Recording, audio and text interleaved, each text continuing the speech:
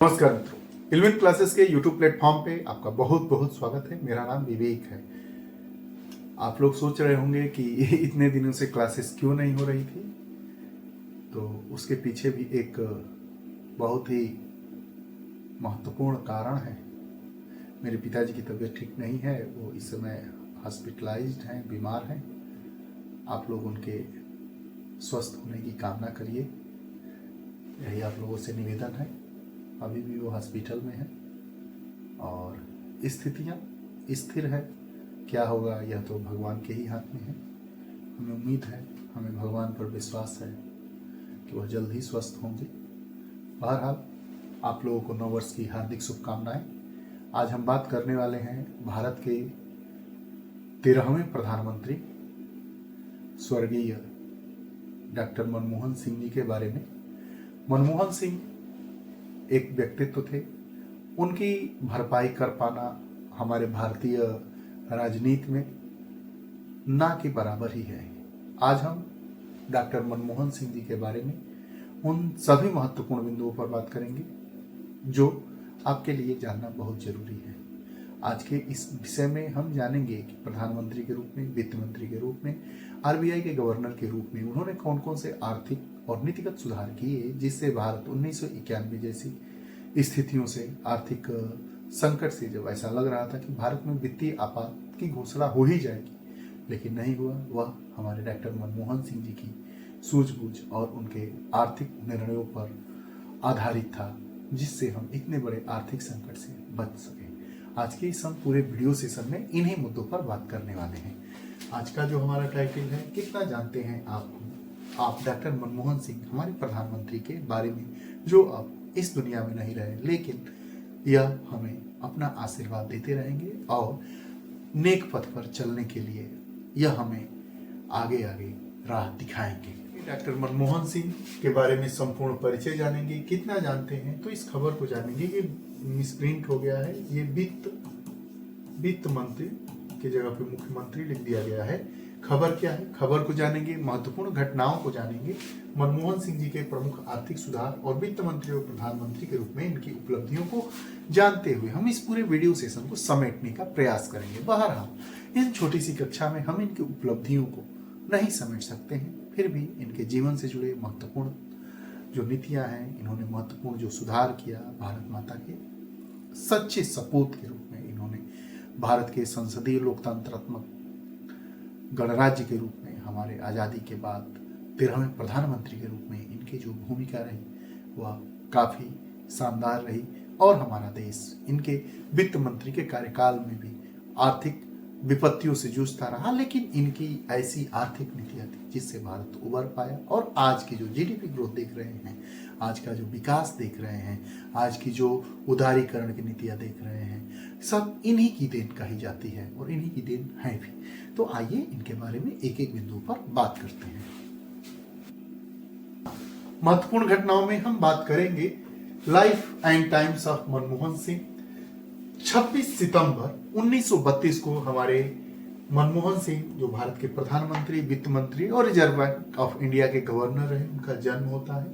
Manmohan Singh is born to Gurmukh Singh and Amrit Kaur, a village in Punjab province, now in Pakistan. Pakistan में उस समय था पंजाब प्रांत, वहीं पर यह पैदा हुए 26 सितंबर 1932 को। बात कर लेते हैं 1947 की। तो during the partition his family migrates to Amritsar in India.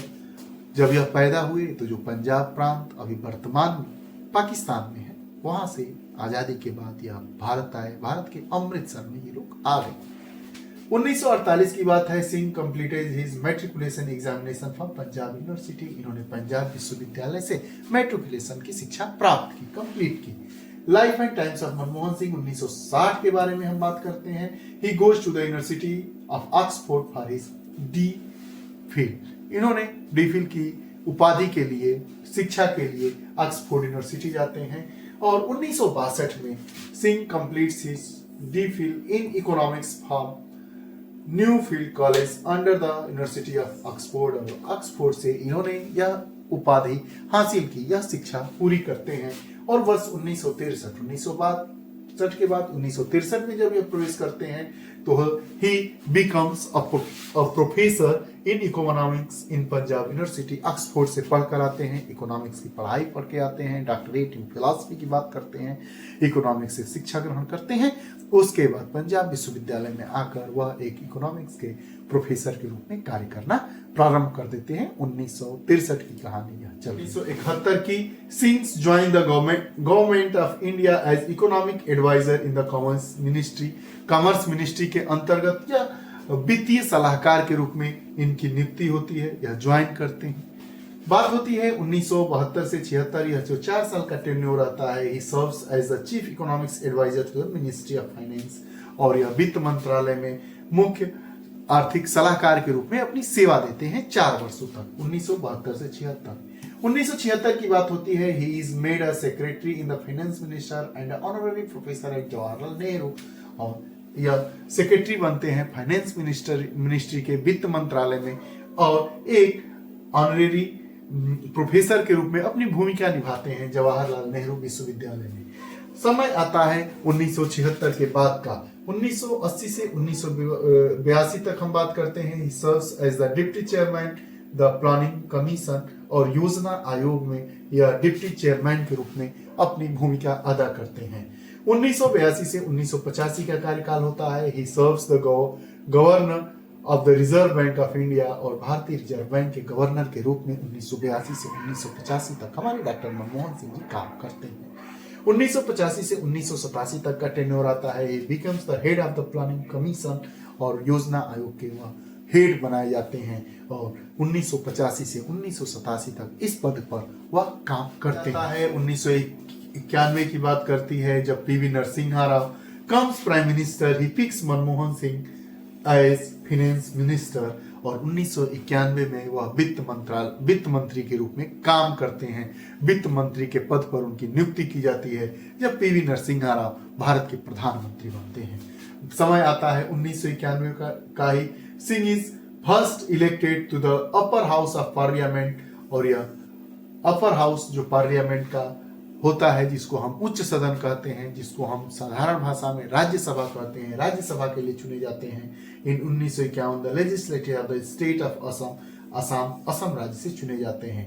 He was री इलेक्टेड इन 1995, 2001, 2007 और लगातार 2019 तक चुन लिए जाते हैं, नियुक्त किए जाते हैं। समय आता है 1991 से 96 तक का। During a serious economic Singh brings out economics to enhance productivity, liberalization and economic limitation according to the import tax, और यह अपना कार्य दिखाना चालू कर देते हैं। 22 मई 2004 की बात होती है। Doctor Manmohan Singh sworn is a prime minister, और भारत के प्रधानमंत्री के रूप में यह शपथ ग्रहण लेते हैं, और यह भारत के प्रधानमंत्री बनते हैं। First non Hindu prime minister of India, मतलब ऐसे पहले प्रधानमंत्री जो हिंदू नहीं अर्थात सिख धर्म को पालित करने वाले व्यक्ति के रूप में यह पहले प्रधानमंत्री के रूप में 22 मई 2004 को शपथ लेते हैं। 2004 से 9 तक इनका टेन्योर जाता है। During his terms of the prime minister, Singh continue to encourage growth in the Indian market. Singh, along with his finance minister P. Chidambaram, president over a period where the Indian economic growth 8 से 9%। जब यह प्रधानमंत्री बनते हैं उस समय P Chidambaram वित्त मंत्री बनते हैं, और भारत की जो जीडीपी ग्रोथ होती है वह 8 से 9% आ जाती है। 2005 की बात करते हैं। His ministry national employment governments start the national mission NHRM 500,000 Commonwealth workers, और इन्होंने नेशनल हेल्थ रूरल मिशन, जिसको हम मनरेगा कहते हैं, उसकी घोषणा करते हैं, जिसमें बहुत सारे जो बेरोजगार होते हैं, मजदूर होते हैं, वर्कर्स होते हैं, उनको काम मिलता है। आर्थिक सुधारों की अगर हम बात करते हैं तो मौद्रिक नीति ढांचे को यह मजबूत करना, उच्च वृद्धि और वित्तीय बाजारों के विस्तार के साथ संगत आधुनिक मौद्रिक नीति निर्माण की नींव रखी जाती है। भारत की मौद्रिक और वित्तीय प्रणालियों में सुधार के लिए चक्रवर्ती समिति की स्थापना 1985 में की जाती है। प्रश्न पूछता है कि चक्रवर्ती समिति किससे संबंधित है, तो हम जानते हैं कि जो भारत की मॉनेटरी और फाइनेंशियल सिस्टम है उसमें कैसे हम सुधार करें, इसको जानने के लिए, इसको समझने के लिए मौद्रिक इनकी चक्रवर्ती समिति की स्थापना की जाती है। बैंकिंग सुधार और कानूनी सुधार की अगर हम बात करते हैं तो बैंकिंग नियमों को आधुनिक बनाने के लिए आरबीआई अधिनियम में संशोधन किया जाता है। शहरी सहकारी बैंकिंग संचालन में सुधार के लिए शहरी बैंकिंग विभाग की स्थापना की जाती है। मुद्रास्फीति नियंत्रण और रिजर्व प्रबंधन की अगर हम बात करें तो मुद्रास्फीति को 2 अंकों तक सीमित किया गया। 1985 में 11.87 से घटाकर 5.56% ग्रामीण विकास पर ध्यान पर 7वीं पंचवर्षीय योजना के दौरान जो मुद्रास्फीति थी उसको 2 अंकों से घटाकर 1 अंक करने का प्रयास किया गया। जो मुद्रास्फीति 11.87 थी 1985 में, उसको लाके 5.56% कर दिया गया। और 7वीं पंचवर्षीय योजना के दौरान भारत के विकासात्मक लक्ष्यों का समर्थन करने के लिए वित्तीय समावेशन और ग्रामीण बैंकिंग को बढ़ावा दिया गया। बैंकिंग प्रणाली की बढ़ती अर्थव्यवस्था की चुनौतियों को सामना करने में सक्षम बनाने के लिए संरचनात्मक स्ट्रक्चरल डेवलपमेंट की बात की गई और ऑर्गेनाइज्ड रिफॉर्म और स्ट्रक्चरल रिफॉर्म दोनों की बात की गई और सुधार को लाया गया। हम देख रहे हैं कि कहीं ना कहीं से डॉक्टर मनमोहन सिंह के जो प्रमुख आर्थिक सुधार थे, चाहे वो आरबीआई में संशोधन की बात हो, चाहे मुद्रास्फीति की जो परसेंटेज हो उसको डबल डिजिट से हटाकर सिंगल डिजिट में लाने का यह जो महत्वपूर्ण प्रयास था, वो कहीं ना कहीं से आज के भारत में के विकास में, आर्थिक विकास में परिलक्षित होता हुआ दिखाई दे रहा है। क्षमा चाहेंगे आप लोगों से। वित्त मंत्री और प्रधानमंत्री के रूप में अगर इनकी उपलब्धियों की बात की जाए तो प्रभावशाली जीडीपी वृद्धि, अपने कार्यकाल के अधिकांश समय के दौरान 8.5% की जो जीडीपी थी, डोमेस्टिक जो प्रोडक्ट होता है जीडीपी प्रदान की, जो मजबूत आर्थिक प्रदर्शन और निरंतर विकास की गति को दर्शाता है। अगर जीएसटी की नींव की बात करें, भले ही वस्तु एवं सेवा कर जिसको गुड्स एंड सर्विस टैक्स का नाम दिया गया है, भारत जो हमारे नेता है विपक्ष के नेता राहुल गांधी जी, वह इसको गब्बर सिंह टैक्स की संज्ञा भी देते हैं। लेकिन अगर जीएसटी की नींव की बात करें तो मनमोहन सिंह ने ही के कार्यान्वयन और उनके कार्यकाल के बाद इसका हुआ। लेकिन इन महत्वपूर्ण कर सुधारों की नींव उनके शासन के दौरान ही रखी गई थी। अगर आर्थिक उदारीकरण की विरासत की बात की जाए तो वित्त मंत्री के रूप में अपने कार्यकाल के दौरान शुरू किए गए सुधारवादी दृष्टिकोण को इन्होंने जारी रखा, जिसमें भारत की आर्थिक प्रतिस्पर्धा और वैश्विक बाजार में एकीकरण को बढ़ावा मिला। नीतिगत स्थिरता और चुनौतियों की बात की जाए तो जो 2G स्पेक्ट्रम आवंटन था, राष्ट्रमंडल कॉमनवेल्थ गेम, कोयला ब्लॉक आवंटन जैसे प्रमुख घोटालों के कारण नीतिगत ठहराव हुआ, जिससे आगे के सुधारों को बाधित किया और सरकार की समग्र उपलब्धियों पर इसका असर पड़ा। आप देखते हैं जो कॉमनवेल्थ गेम हुआ था, 2G स्पेक्ट्रम घोटाला हुआ था, कोयला आवंटन, कोल आवंटन जिसको कोलगेट कहा गया, इन सब के चलते इन सरकार को आगे काम करने का मौका नहीं मिल पाया और उसके बाद स्थितियां बद से बदतर होती चली गई इस सरकार के लिए, इस संप्रंग सरकार के लिए। आगे क्या होगा यह तो भविष्य के गर्भ में छुपा है। लेकिन हम मनमोहन सिंह को कैसे भूल सकते हैं, जिन्होंने आर्थिक विकास के रूप में भारत को इतनी बड़ी ऊंचाई तक पहुंचाने का काम किया है।